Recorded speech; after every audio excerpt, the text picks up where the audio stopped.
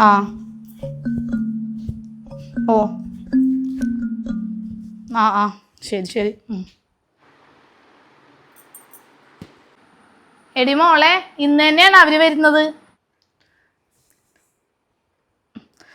അല്ല ഒന്നുമില്ല. ആരാ ചേച്ചി വന്നത്? അത് ഇവളുടെ ഭർത്താവിൻ്റെ അച്ഛനും അമ്മയും മഞ്ഞിങ്ങട്. ശരി എന്നാ ഞാൻ വന്നിട്ട് വിളിക്കാം. ശരി. അവനാണോ വിളിച്ചത്? ആ അതെ, മഹേഷേട്ടനെ വിളിച്ചത്. കുറച്ചു നേരം കഴിയുമ്പോൾ അവരിങ്ങോട്ട് എത്തുമെന്ന് പറഞ്ഞു.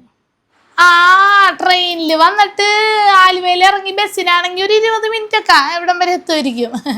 എന്തിനാണാവോ ഇപ്പം ഇങ്ങോട്ട് കെട്ടിയെടുക്കണത് തമ്പുരാനറിയാം. ആർക്കറിയാമേ.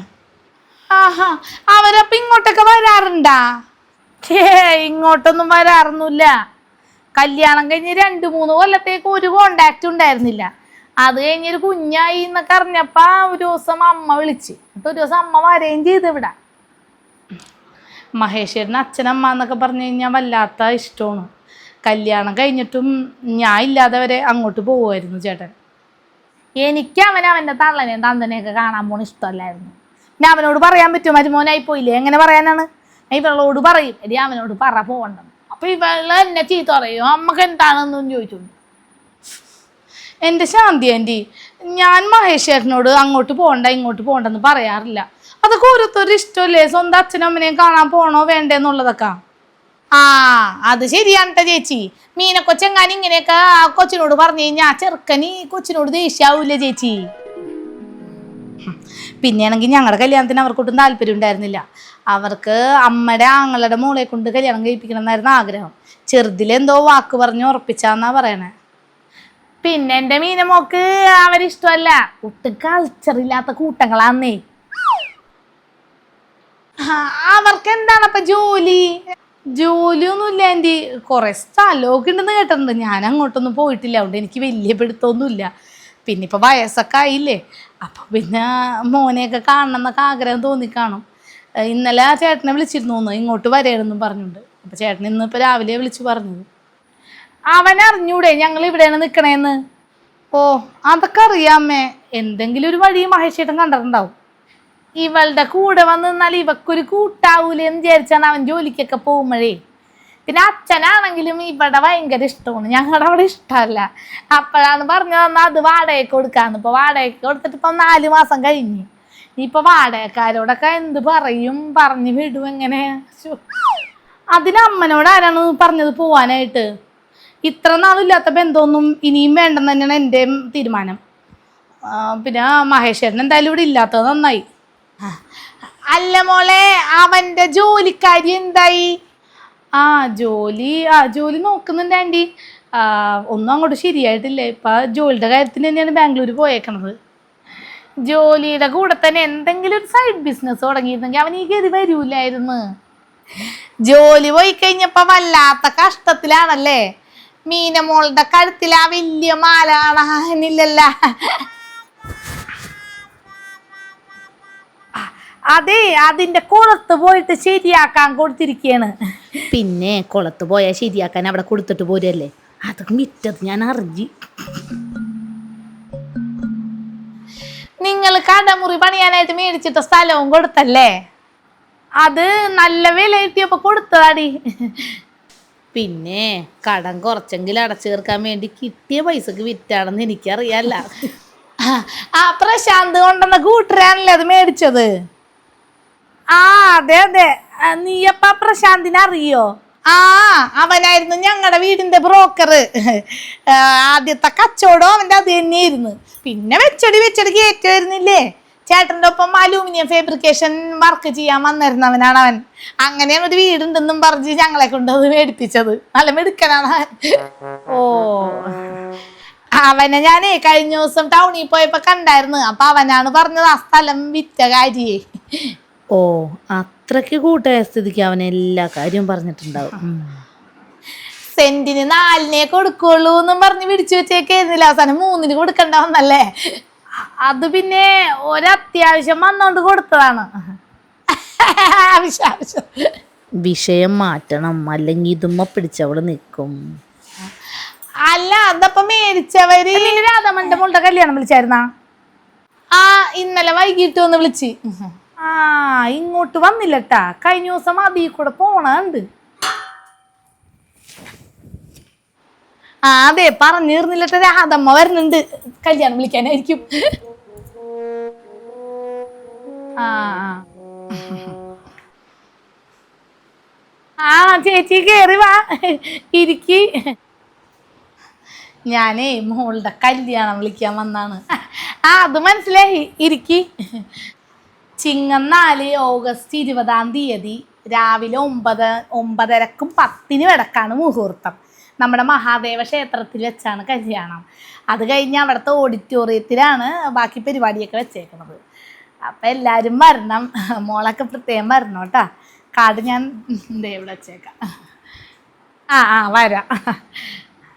എന്നാ ഇറങ്ങട്ടെ കേട്ടാ, ഉച്ചക്കുള്ളിൽ ഇവിടെയൊക്കെ വിളിച്ച് തീർക്കണം, വേറെ ആരും ഇല്ലല്ലോ വിളിക്കാൻ.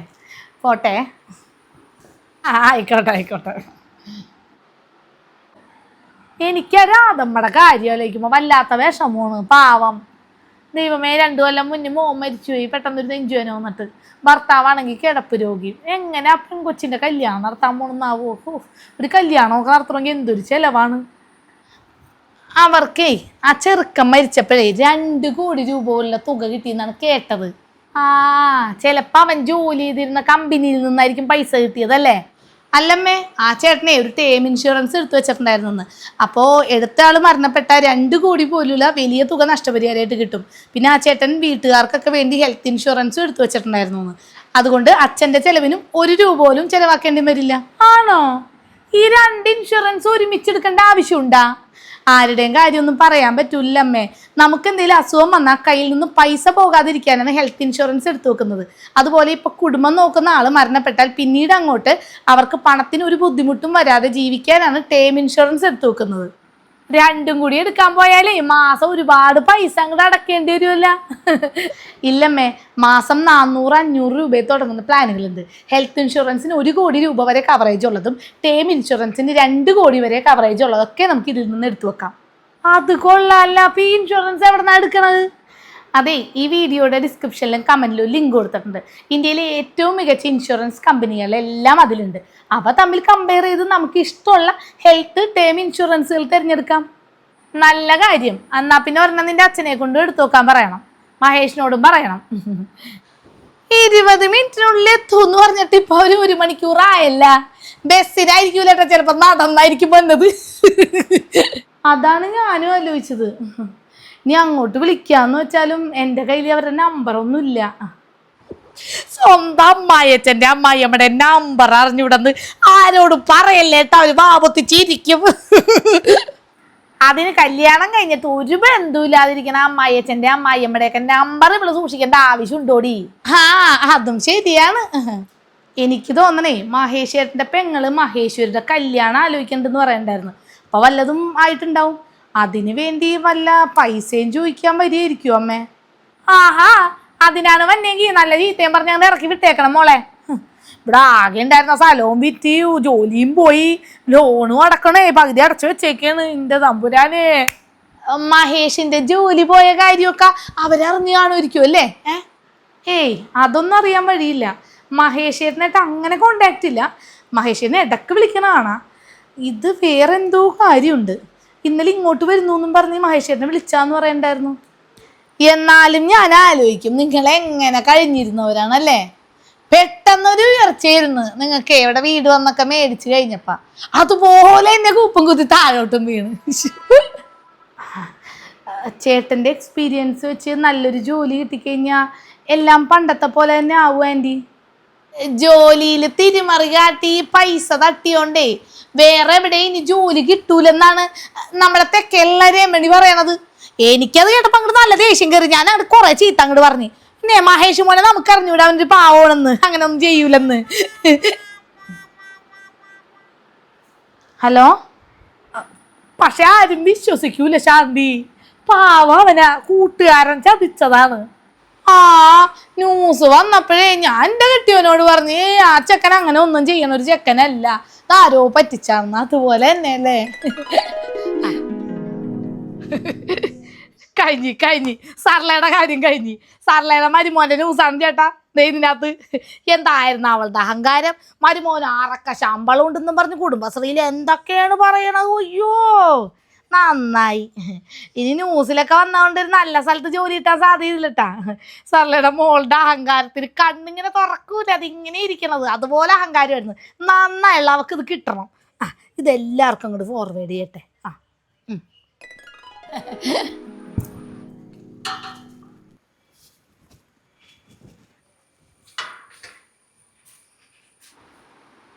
ആരോ വരുന്നുണ്ടല്ല. ഈ വെള്ളപ്പൊക്കവും ഭൂകമ്പമൊക്കെയാണെന്നും പറഞ്ഞുകൊണ്ട് ആൾക്കാർ വരൂലേ. സഞ്ചിയൊക്കെ കയ്യിലുണ്ടാവരാന്ന് തോന്നണ്. അയ്യോ പുറത്തോട്ട് ഞാനില്ല, നീ ഒന്ന് പോയി അവരെ പറഞ്ഞു വിട്ടേടി. ആരുമില്ലെന്ന് പറ, അപ്പൊ അവര് പോയിക്കോളൂ. അതിനെന്താണ്, ഞാൻ പോയി പറഞ്ഞു വിടാല. എനിക്ക് ഇങ്ങനെയുള്ള കൂട്ടങ്ങളെ പറഞ്ഞു വിടണ ഭയങ്കര ഇഷ്ടമാണ്.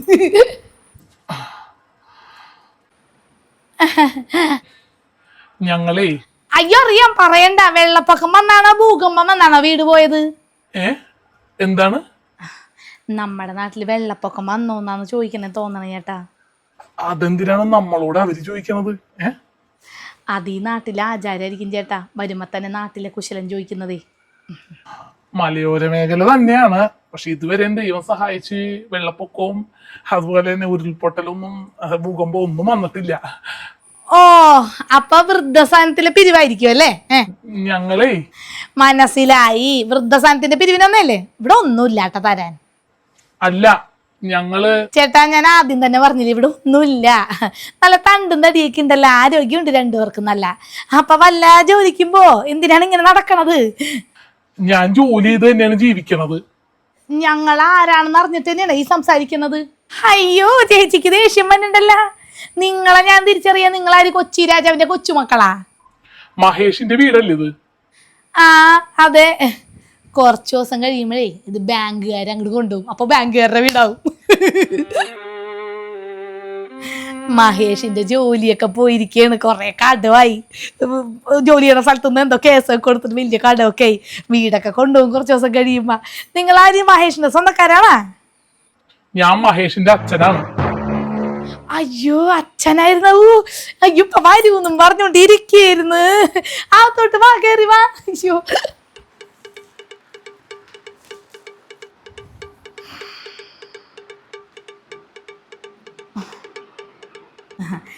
എൻ്റെ പേര് സർല.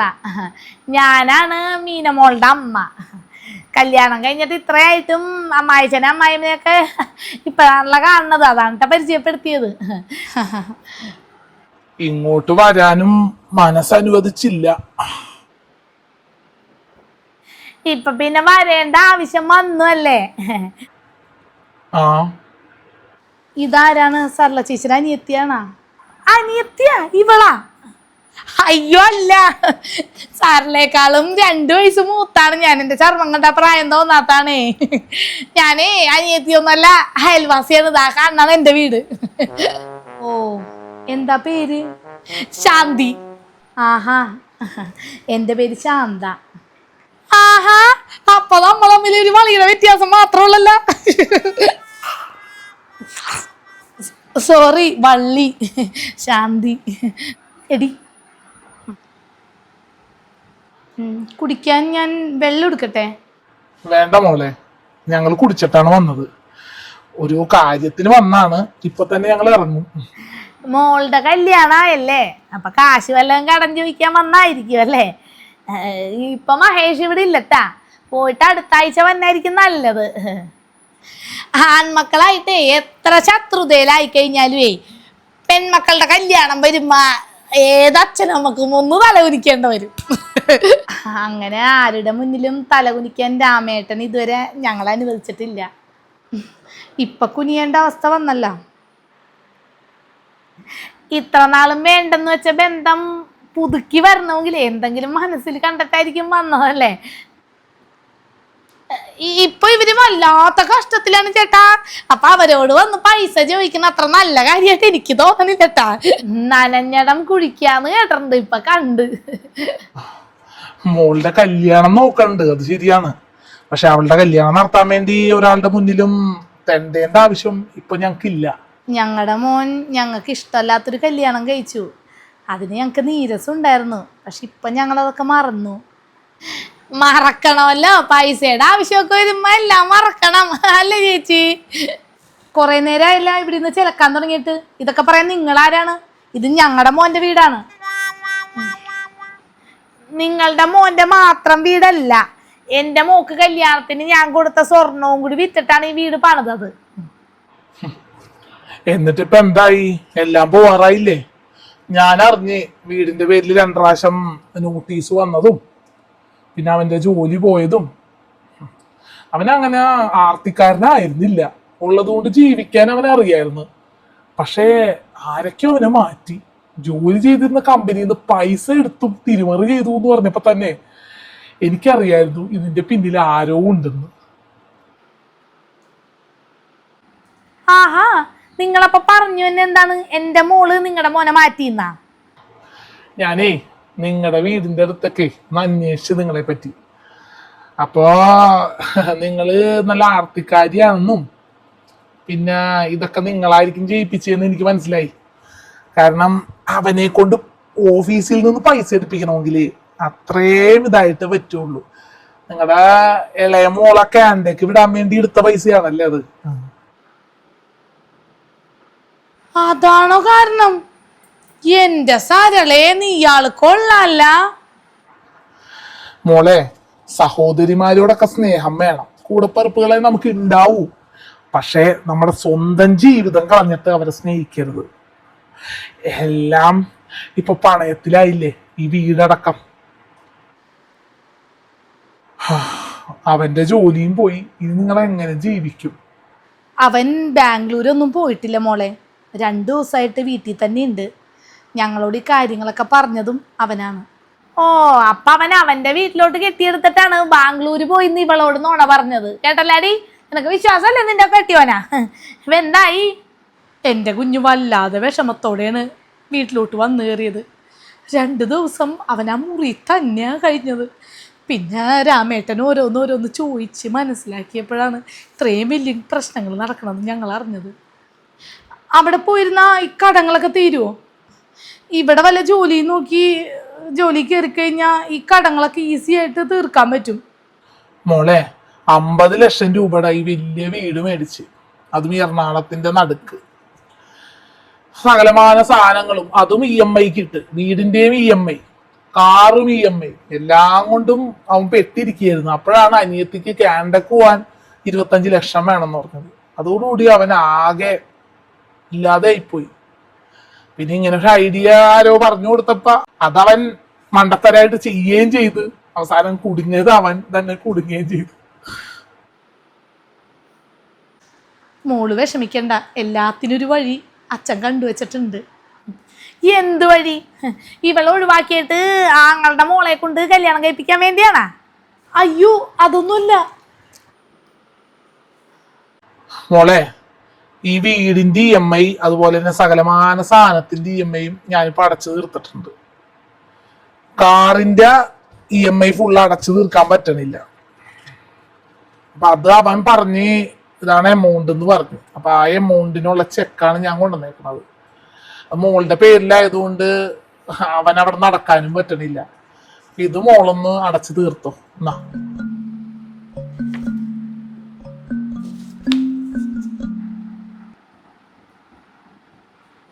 ഇവരിത്ര പൈസക്കാരായിരുന്നോ? കണ്ടാ തോന്നൂലല്ല. ഒരാളുടെയും വസ്ത്രധാരണം നോക്കി അവരെ വിലയിരുത്തരുത് ചേച്ചി. ഇപ്പോ ഞങ്ങൾ ഇങ്ങോട്ട് വന്നത് കാറിനായിരുന്നെങ്കിൽ നിങ്ങൾ ഞങ്ങൾക്ക് ആ വില തന്നേനെ. സോറി ചേട്ടാ, ഞാൻ എന്തെങ്കിലും പറഞ്ഞു പോയിട്ടുണ്ടെങ്കിലേ ക്ഷമിക്കണം കേട്ടാ. അച്ഛാ, ഞാൻ കുടിക്കാൻ വല്ലതും എടുക്ക അച്ഛാ?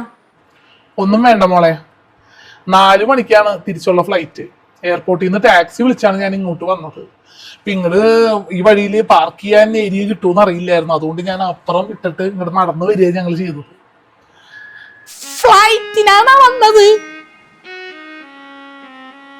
എന്നാ ശരി, ഇനി എന്തായാലും പിന്നെ കാണാം. നാളെ തന്നെ ഞാൻ അവനോട് ഇങ്ങോട്ട് വരാൻ പറഞ്ഞിട്ടുണ്ട്. വെറുതെ എന്തിനാ അവിടെ വന്ന് ഒറ്റക്ക് നിൽക്കണത്? പിന്നെ മോളെ, മോക്ക് ഞങ്ങളോട് ദേഷ്യമൊന്നും വേണ്ട. എപ്പോ വേണമെങ്കിലും അങ്ങോട്ട് വരാൻ കേട്ടോ. അവനെ പോലെ തന്നെയാ ഞങ്ങൾക്ക് ഇപ്പൊ നീയും. കൊച്ചിനെയും കൂട്ടി എല്ലാരും കൂടി അങ്ങോട്ട് വാ. പോട്ടെ. പോട്ടെ. പിന്നെ വരാട്ടോ മോളെ.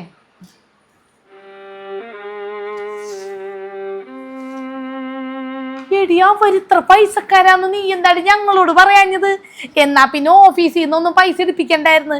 ഇവരോട് ചോദിച്ചാ പോലെ എത്ര വേണമെങ്കിലും കിട്ടുമായിരുന്നില്ലേ? അമ്മ മിണ്ടരുത്. അമ്മ കാരണമാണ് എനിക്ക് ഈ ഗതി വന്നത്. റീനക്ക് കാനഡയിൽ പോവാൻ പൈസ വേണം, എങ്ങനെയെങ്കിലും ഒപ്പിച്ചെന്നും പറഞ്ഞുകൊണ്ട് അമ്മയോട് കിടന്ന് കരഞ്ഞ് ചത്ത് കളയൂ എന്നൊക്കെ പറഞ്ഞുകൊണ്ടാണ് ഞാൻ ചേട്ടനോട് പറഞ്ഞത് ഓഫീസിൽ നിന്ന് എങ്ങനെയെങ്കിലും ഒന്ന് എടുക്ക്, ഒരു 10 ദിവസത്തിനുള്ളിൽ തിരിച്ചു വെക്കാമെന്ന്. അതിന് മുന്നേ പൈസ പിടിച്ച് വലിയ പ്രശ്നമാവുമെന്നും ഞാൻ വിചാരിച്ചില്ല. നമ്മുടെ ആർത്തി കാരണമാണ് ഞങ്ങളുടെ ജീവിതം ഇങ്ങനെയായത്. ആഹാ, ഇപ്പൊ എന്റെ കുഴപ്പമായ സ്വന്തം ഭർത്താവിനെ കൊണ്ടേ കള്ളത്തരം ജയിപ്പിക്കുമ്പോ ഓർക്കണമായിരുന്നു ഇങ്ങനെയൊക്കെ വരുമെന്ന്. നന്നായമ്മേ, ഇതൊക്കെ അമ്മയുടെ വായിൽ നിന്ന് തന്നെ വന്നം. ഇനി ഞാനെല്ലാം ഓർത്തും കണ്ടും ചെയ്തോളാട്ടാ. ഇവരാള് കൊള്ളാല്ല, സ്വന്തം മകളെ തന്നെ കുഴിയിലിറക്കാൻ നോക്കുന്ന. എന്നാ ഞാൻ പോട്ടേട്ടാ, കുറച്ചാൾക്കാരുള്ളൂ പറയാനുള്ളതായി. ശരിയേ.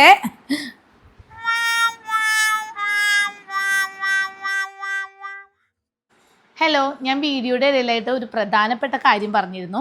നിങ്ങളുടെ സമ്പത്ത് സംരക്ഷിക്കാനും കുടുംബത്തിൽ നിങ്ങളില്ലെങ്കിലും സാമ്പത്തികമായി സുരക്ഷിതമാക്കാൻ വേണ്ടി ഒരു ഹെൽത്ത് ടേം ഇൻഷുറൻസുകൾ എടുക്കേണ്ടത് അത്യാവശ്യമാണ്. ഇതൊരിക്കലും പിന്നത്തേക്ക് മാറ്റിവെക്കേണ്ടതല്ല. ഒരു കുടുംബത്തിന് അത്യാവശ്യമായിട്ട് ഉണ്ടായിരിക്കേണ്ട ഒന്നാണ് ഹെൽത്ത് ടേം ഇൻഷുറൻസുകൾ. അതെടുക്കാനുള്ള ലിങ്ക് ഞാൻ ഡിസ്ക്രിപ്ഷൻ ബോക്സിലും കമൻറ്റ് ബോക്സിലും കൊടുത്തിട്ടുണ്ട്. അപ്പോൾ ഇന്ന് തന്നെ എല്ലാവരും ചെക്ക് ചെയ്ത് നോക്കിക്കോളൂ കേട്ടോ.